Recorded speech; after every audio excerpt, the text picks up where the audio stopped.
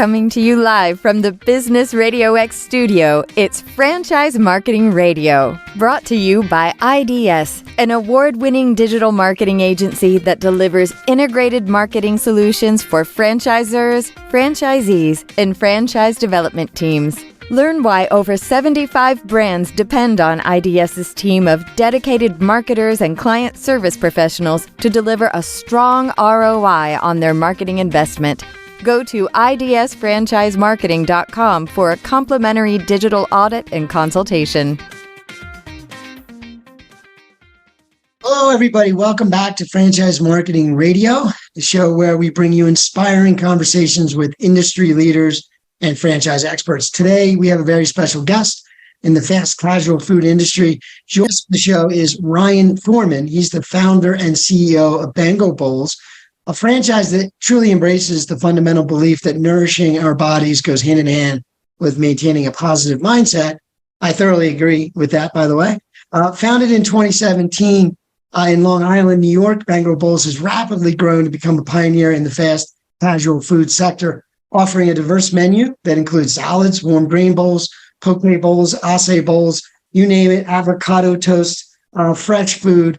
And brand's dedication to excellence has led to national acclaim, earning them spots on QXR's 40/40 list for 2023 and Fast Casual's 20 fast casual brands to watch.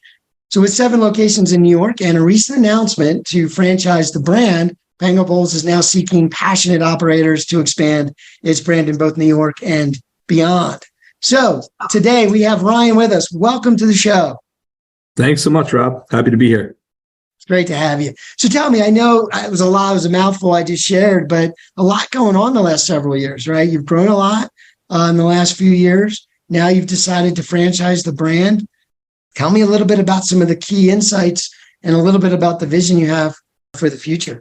Yeah, absolutely. The journey's been long. It certainly has been windy as well.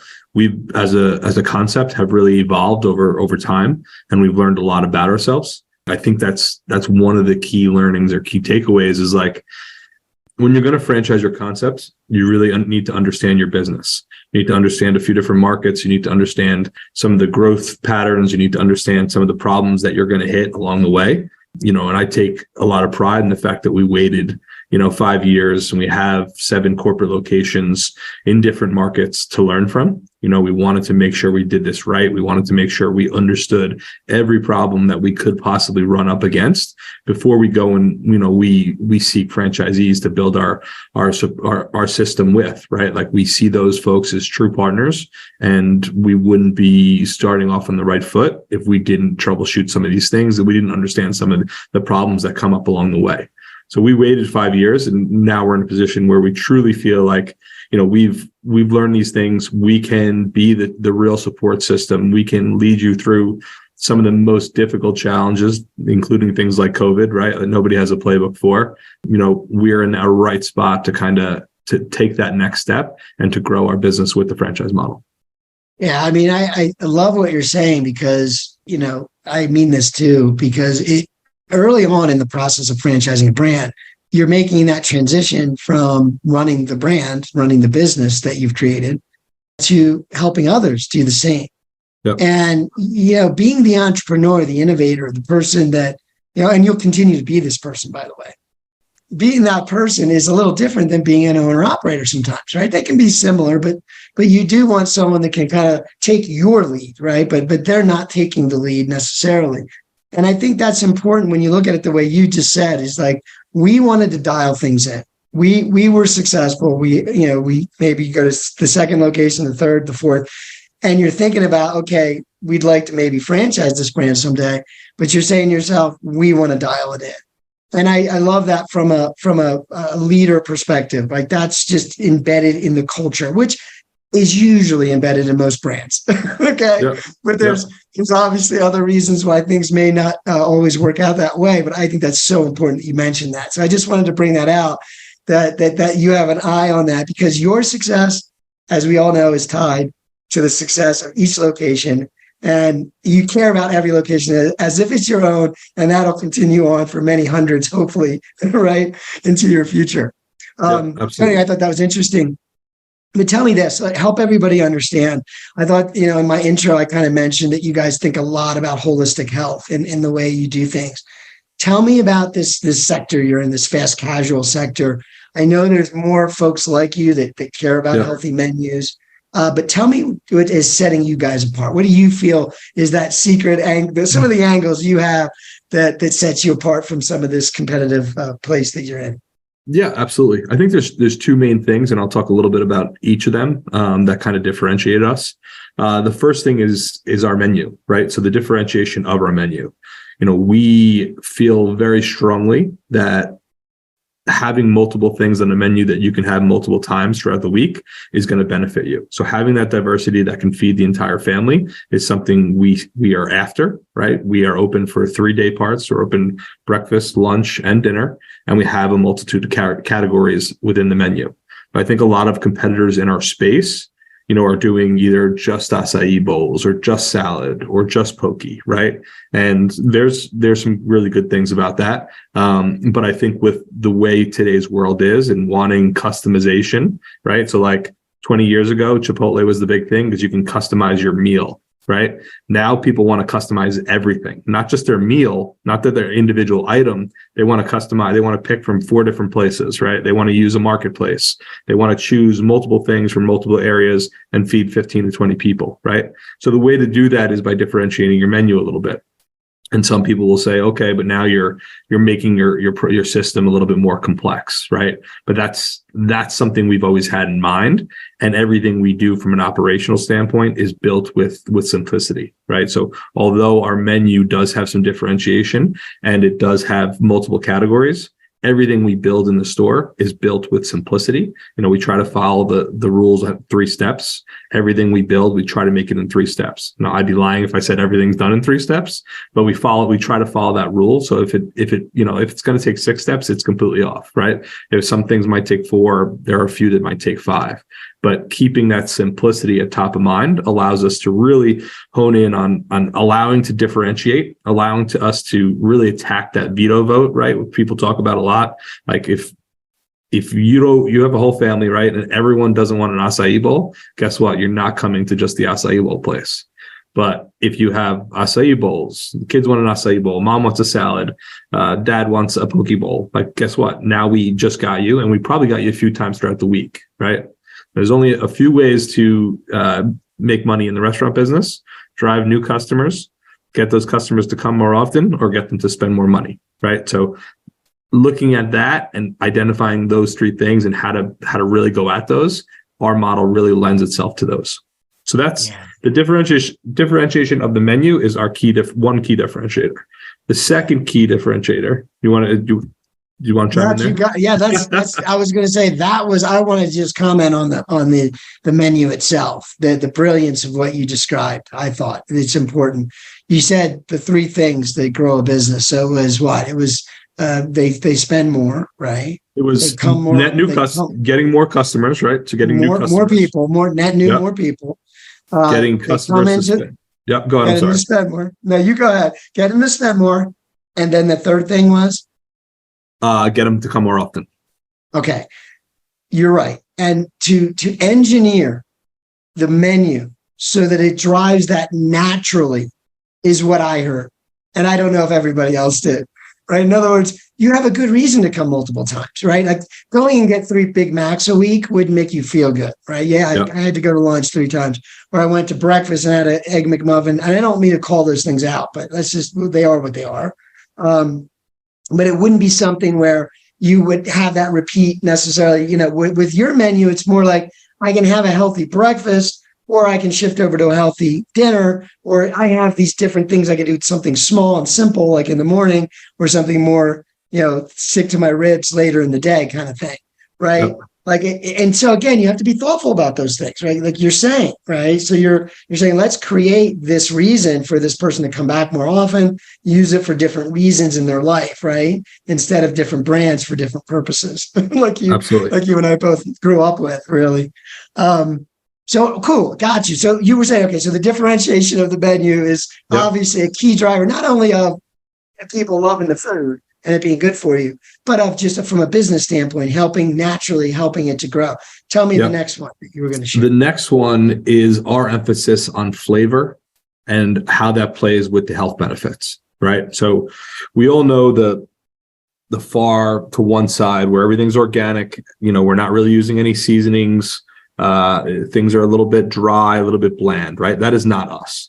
We put as much emphasis on flavor as we do the health benefits. So yes, we want everything on our menu to be healthy, but we also want everything on our menu to taste amazing. And if it doesn't taste amazing, like, we're not putting it on our menu, right? So we believe, kind of going back to that positive mindset, we believe that if you're going to sustain a healthy lifestyle, you have to actually enjoy what you put in your body, right? So everyone can do a crash diet. You could do 1,000 calories and you could be miserable all day long and thinking about what you're going to eat. You could do a cleanse, have nothing, right? Like, we understand all those things, and not to say those are wrong, but if you want to truly sustain that healthy lifestyle, it's about consistency, right? Which we probably heard a million times. And whether it's a workout plan or a diet plan, like, that consistency is key. And we are just firm believers that in order to drive consistency, you have to drive actually liking it, right? So we're not just going to put a bland menu item on and you not enjoy it and you got to hold your nose to get it down. Like, everything on the menu tastes great. It really does. And that's the other thing that helps drive those repeat businesses, right? Like, we have some marketing campaigns that, we say salt and pepper. Hell yeah, we use it. Like, we use seasoning. We had an item on the menu. We just took it off, cornbread croutons, right? Cornbread croutons, definitely not going to be on a lot of, Eat Well magazines, right? Not going to be the top thing of this is the healthiest thing for you. But guess what? Sometimes a little indulgence, they taste amazing. So it's really teetering on a little bit of indulgence sometimes, but also, that flavor component, there's a fine balance, right? And we try to stay on that line of being healthy, but also tasting amazing. Yeah. I was just thinking when you were saying, you could do these things that might be healthy or have healthy effects. And then I'm thinking, to get those things done, it's like being a Navy SEAL. You could be a Navy SEAL and deal with hell all day and be good at it, but very few can be a Navy 100%. SEAL. Right. It's just not real. It's not realistic, right? Like, we could go on Instagram and we could scroll through all these fitness models and look at them, but like, that's not your average person, right? Like, and that's not your broad customer base. The mass majority of people are just trying to do a little bit better, right? And that's kind of our vision, is we actually want to be the leading national brand in better for you, and I know you hear that, like, the better for you space a lot, but we are about making better choices. And it's not always about making the perfect choice. It's about making the better choice. Yeah. It's a balance, like you said. You're also not going to be as decadent as certain meals, certain restaurants, right? You're in a category of, we're a little bit about both. We're about health and eating good food, right? And that's the thing. And then people can kind of choose a little bit of a spectrum within that. But you're kind of in your place. You kind of know, it's mostly all good food. Like, as long as, I don't overdo it or whatever. So tell me a little bit. We were talking before we got started about the last few years. And you guys got started in 2017, I believe. Yeah. And so it wasn't more than 3 years in COVID, boom. That changed the way we live a little bit, changed the way we interact, changed what customers might want. It also gave us innovations and ideas to kind of serve the world differently. So tell me a little bit about how that affected you guys and what you see as being positives that takeaways from that experience. Yeah, absolutely. I mean, I think we're pretty similar to a lot of fast casuals. If you've spoken to others, it's, COVID really accelerated what we were doing. I would say for us, even more so than a lot of competitors. And the reason for that is, one, like, we're 95% takeout business. Our restaurant footprints are actually relatively small. We operate out of 1,000 to 1,300 square feet, which is, obviously great for the franchise model. There's a lot of real estate available to us. So that almost entirely takeout model was obviously good for us. We didn't have to shut down at all. We just kind of accelerated what we were doing. The other piece of it is the technology piece, right? So my background before being in restaurants, I actually worked for LinkedIn, tech company, for 6-7 years. So my background is technology and marketing, whereas my partner is more of the restaurant operator. He's been in it for a long time, right? So those combination of skills really helped us when COVID hit, because we were already doing everything that most people had to hurry up and figure out. So like we were already doing online ordering. We were already using an integrated POS system. We already had all of our tickets routing to the right locations in the restaurant. Like we had all that figured out. Like we use technology heavily in our restaurants. So like when COVID hit, it really, you talk about accelerating everyone's curve. Like we were already there. So now we didn't have to worry about figuring that stuff out. Now it was like, okay, how do we just drive people here to get them to try our food, right? So it was a little bit different for a lot of people. For us, we were in a good spot and we were able to really just worry about outbound marketing opposed to like internal operations. Yeah. No, that's beautiful. And it did. I mean, it kind of showed that people were, well, look, we're willing. I think in your space, it's just like, I want my food, right? Like I would not want to do without your restaurant. So it's like, just let me come and get it. And, whatever ways that you offer. But I think it just spurred more ideas of how we can service people. But you were built that way. You were kind of built to be fast and virtual if needed. So tell me a little bit about the decision to franchise, right? So you and your partners, it's interesting. You come from my world probably, right? Like I do a lot of tech and, grew up in the late 90s with the internet happening, and kind of interesting seeing the LinkedIns of the world emerge. and now here they are. But anyway, so in terms of you made this decision to franchise, tell me a little bit about what went into that with you guys, you and your partner, whether that was sort of the intention or that kind of evolved as you guys got some success going. But tell me a little bit about what went into the decision. And then a little bit about like, okay, you're expanding now, looking for some potential partners. What do you think goes into that candidate? Who are the people you're looking for to kind of join the family, if you will? Yeah, absolutely. The decision to franchise was over several years. As I mentioned, when we first started Bango Bowls, I was actually still at LinkedIn. Like this was a little bit of a side project for me. My best friend of 30 years, we have in our hospitality group, we actually have two concepts. We have a concept called the Tap Room and Bango Bowls. So my partner primarily focuses attention on Tap Room. And that was the first restaurant created. I was still working at LinkedIn at this time. And that's when Bango Bowls was kind of born. So I did a lot of the back end stuff, a lot of the marketing, a lot of the admin stuff. And as the concept grew and we got some success, that's when I came and I took over as the CEO of Bango Bowls. So I've been in this role for almost 4 years now. And we always had tons of inquiries for franchising, right? Like there are always a million people coming in. I mean, we probably had 200 inquiries in the 3 years that we just said, hey, we're not franchising. We're going to grow this thing corporately. That's the decision we're going to make, and we're going to stick to it.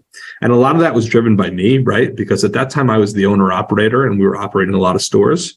So like dealing with all the issues that you see come up and then saying, okay, I'm going to bring on a whole new network of franchisees. Like it's just something I couldn't wrap my mind around. Right? Like I couldn't say like, okay, I'm going to run these successful corporate stores and then run a successful franchise operation as well. Like I couldn't get there. And that was a part of my learning and my growth as a leader. Right. So as we continue to grow, you realize, okay, now we can start to put some infrastructure in place. And now my role is not about worrying about the store getting open every day. Now my role is about building the team around me to make sure the store gets open every day and all the other verticals, right? Like, so my primary focus is like finding the most high quality talent in every vertical within the company so we can continue to grow, right? And as an owner operator, like, for me, that was the most challenging part of my growth, and I'm still going through it every day, like letting go of that control and learning that you have to hire people that are better than you. Like I said, I was an operator, but only an operator for 2 years. Like now we have, a director of operations who came from Noodles & Co., who's been doing this for 20 years and can operate circles around me, right? So like I could have let that hurt my ego, but I said, you know what, let's look at this guy who's 10 times better at this. Let him fix our operation a little bit. Let him make us a little bit more efficient and scalable. And let's make that decision to franchise, doing so with building the right team and the right support structure around us. Gotcha. Yeah. No, I hear that a lot from everybody. But especially when we have these conversations, about how to grow and scale. And, in small businesses, which franchising in general is a collection of small business people. And LinkedIn would be the opposite of the pendulum, right? They were born out of money, and they knew exactly what you're saying. They went and got the smartest people and built a foundation and built a company, and they kept doing that, kept bringing in the smartest people. And, that's what you have to be good at as a leader, is the smartest people, putting the smartest people in those particular seats. That's the hard part. And you're right. What I've noticed in this world of small business operators that we're in, called franchising, it is a hard thing to let go of, right? 100%. As that owner, as that starter, as that founder, right? It is definitely, there's almost a perfection that you'll never get to. You just have to probably let go of a little bit. Yeah, and it will never happen overnight. I think that's like the key learning, is like, you can't expect that one day you're just going to, relinquish all control and you're going to be the perfect CEO or the perfect leader. Like, I'm learning every single day. I'm challenging myself and getting a little better every day, but I definitely make mistakes. I definitely step on toes sometimes, and I have to swallow my ego and be like, you know what, Scott, like, I'm sorry. Like, this is your realm. I shouldn't be stepping in here. Please let me know what you think and how we should proceed. Right. Like, giving the folks that you hire the autonomy to make those decisions. And sometimes they might be mistakes, right? Like, just like I make mistakes, everyone's making mistakes, and just kind of taking a step back, evaluating the decision, see if it was right or wrong, and then move from there. Yeah, that's the only way you'll get to that scalable part where they can do what you do, and you can trust in that. So that's cool. That's a business principle right there that I always love to bring out. So tell me a little bit about expansion. So, like, you're in New York, obviously well known, in Long Island, probably that area. Tell me a little bit about, like, where you want to expand first, how you go about choosing that. Like, tell me more. Yeah, absolutely. So our corporate stores are in 2 markets. We have 5 stores here on Long Island, and then we have 2 up in Westchester County, which is just north of the city of Manhattan. So having a little bit of experience in 2 markets from a corporate standpoint and having that infrastructure is actually very beneficial, right? So, like, as we add franchisees, we have a little bit of brand recognition. For us, like, our first wave of franchising, we definitely want to try to fill out our market that already knows us. So continue to fill in Long Island and Westchester area. Maybe slide over to Connecticut, which is really like an extension of Westchester. Look at Northern Jersey as well. So kind of that tri-state area. I don't think we're interested in getting into Manhattan just yet, but I think that depends on the franchisees, right? Like, if we had a super experienced Manhattan operator that could teach us something that we don't know, like, we'd be more than open to having those conversations. So I think every conversation is a little different, right? Like, we are open to 2 different types of operators. We're certainly open to the owner operator who wants to be in their business and be a massive part of their community, because I know that local community is really what drives the success of your business. So we're absolutely open to that. But we're also very open to the multi-unit operators, right? The guys who maybe have a franchise already and they're looking to build their network a little bit more, build their portfolio a little bit more. Maybe somebody who has a few mom and pop restaurants who's looking to learn a little bit more about systems or operations. We could certainly help with that and put us into their portfolio. A lot of guys who run full restaurants, like, this is a much more simplified version of that. So this is a good way to expand your portfolio, not having to create a concept from scratch, and be able to grow, what you're doing with multiple different facets.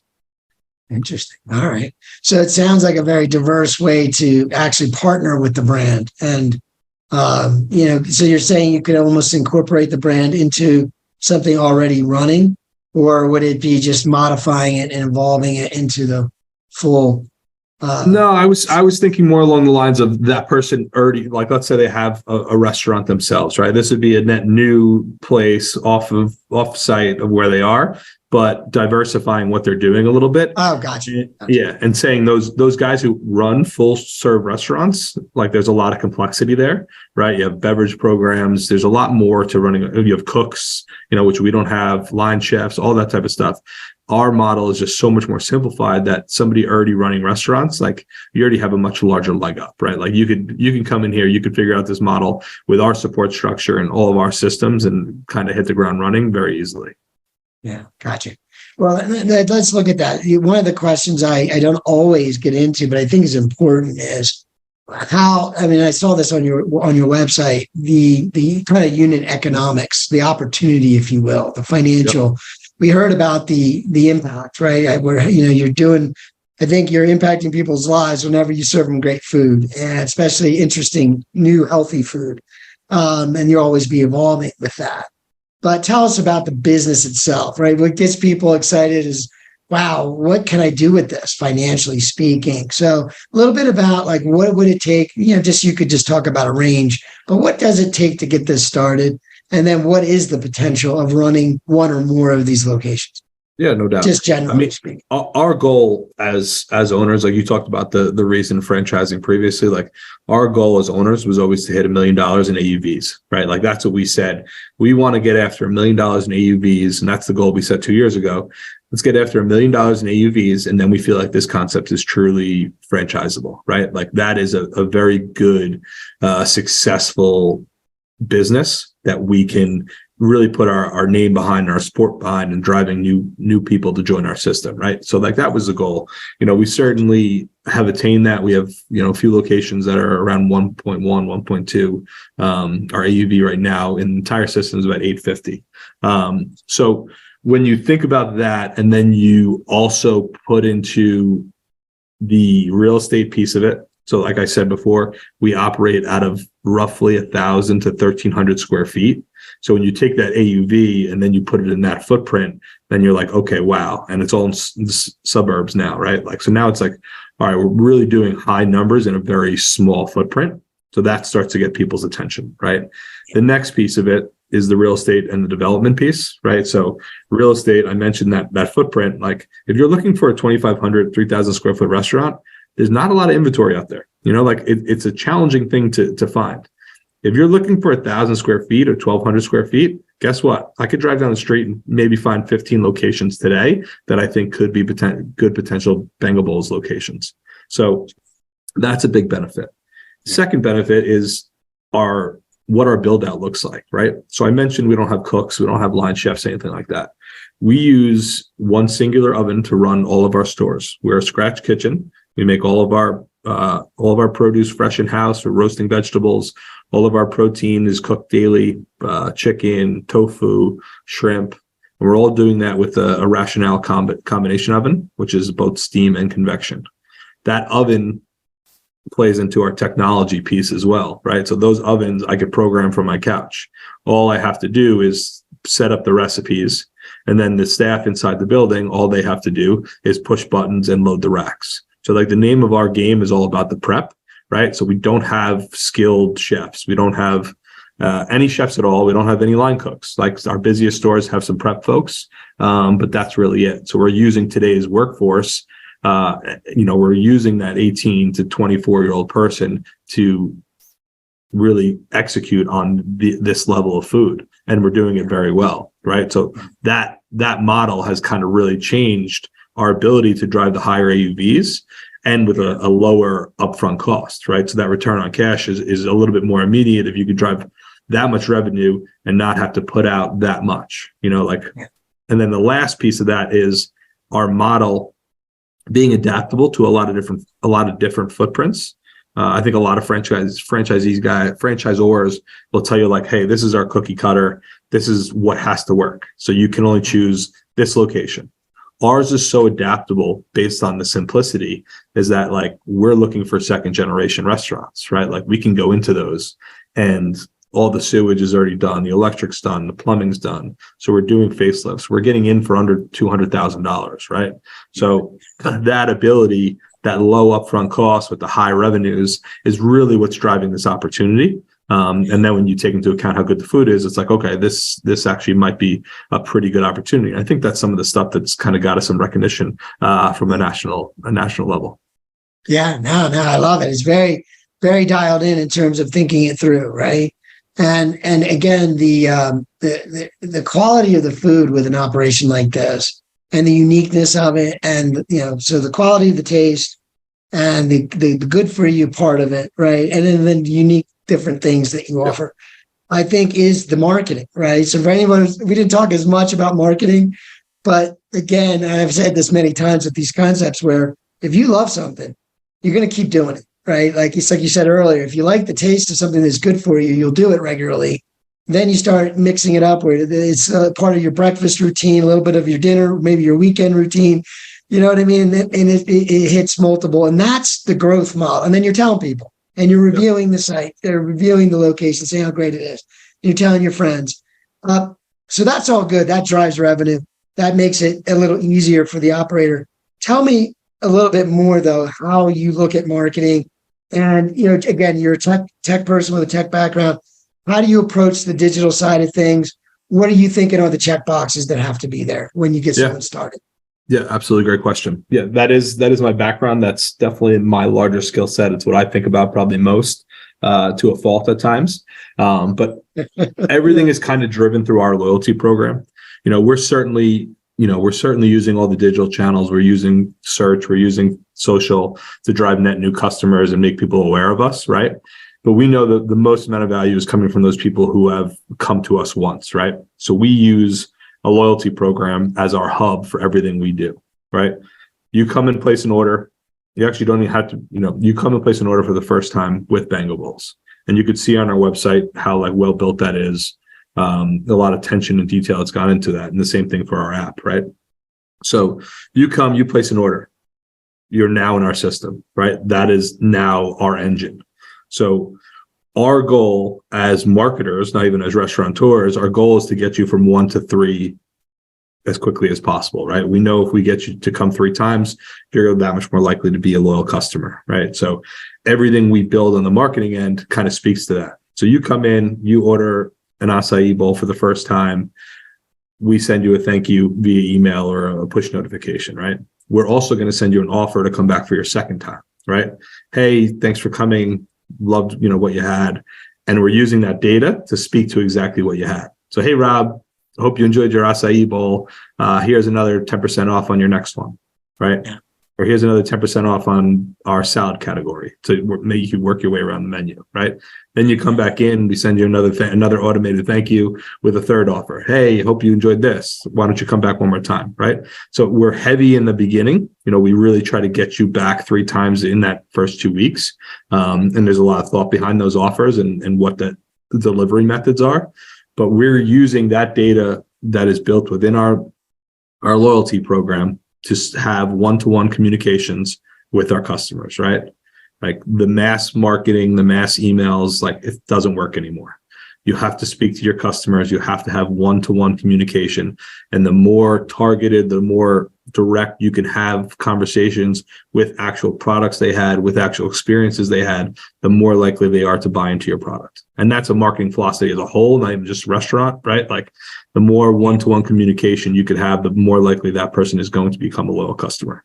And we're applying that philosophy to what we're doing in the restaurant space, right? It works the same. So it's really, just about those touch points. Yeah. Yeah. No, I'm thinking of it's know, like, trust, right? First of all, people have to get to know you a little bit. But you're just hitting the foundation of marketing principles, right? Being relevant, being personal, and the timing being right. And I think, over the last 20 years, let's say, trying to do that has always been different. It's been more challenging or cost more money, or you just can't do that. We've gotten to a place in marketing where people are starting to get used to technologies that enable the timing to be better, the personalization to be better. You know what I mean? The relevance to be on point. And now they're going to expect it. So that's what you're seeing. And I agree with you, because now I'd say the best marketing companies are good at what we just said. And the ones that aren't so good still aren't very good at being relevant, personal, and timely, right? Yeah. But you're going to really set yourself apart in the wrong way if you don't start doing that. So you guys have it built in already. Yeah. And it's like you said, once you get them past that 3, then it becomes a habit, it becomes a lifestyle, and they're always talking about it, right? Yep. So that's the engine that you want to scale from. So that's an amazing, simple, but very powerfully effective model. So before we go, I appreciate you being here, first of all. Can you share a way that people can get a hold of you, the best way, if they happen to be interested in listening in today? Yeah, absolutely. The best way. to learn Yeah, more? absolutely. I mean, our website. So if you're interested in a franchise opportunity, our website, we have a fully built out franchise site available. You could submit an inquiry there and we'll get right in touch with you to talk about the opportunity. Me personally, as I said, I used to work at LinkedIn, so I'm very active on LinkedIn. And that is definitely the number one place to get me. I try to respond to all messages. So if you're looking to have a one-on-one conversation, I'm more than happy to have a conversation with you there, and then take it offline if that's the case. That sounds good. And that's a tremendous opportunity. I love when guys like you do that. And I say, I would raise my hand just to talk to you for 15 minutes. It would be a good education. So no, that's a tremendous offer, tremendous opportunity. Honestly, I listen to a lot of folks in the business and talk to a lot of brands, and you guys, you have all the ingredients, literally, literally to the business and to the food. One thing I like to say before we close off is, like, I know, Sure. like, we talked a lot about the system and a lot about, all the different things that make us unique. One thing that I always tell people in the restaurant business, like, do not forget, like, this is the food business. If your food is not good, you don't have a concept. So all the stuff we talked about is completely irrelevant. So, like, the food is always the most important piece. Like, I know we touched on it, but, like, don't forget that. Like, that is why people come to see you. And then all this other stuff is built off of it. But the food always has to be number one. I say the same thing every time I talk to you guys. It's like the marketing side. Like, if the food is really good, you could almost be a horrible marketer. And still, you and I both know that, right? Especially living where you live. There's a lot of great restaurants that aren't very good marketers, right? 100%. But that's good stuff. Like I said, you got both sides of it, so no reason not to have a thriving business in your neighborhood. So reach out to these guys. Great to have you, Ryan. I hope to have you back as you guys build momentum and continue to do more to disrupt the industry. But great to have you on board, and I hope to have you back again soon sometime. Thanks, Rob. I really appreciate it. You got it.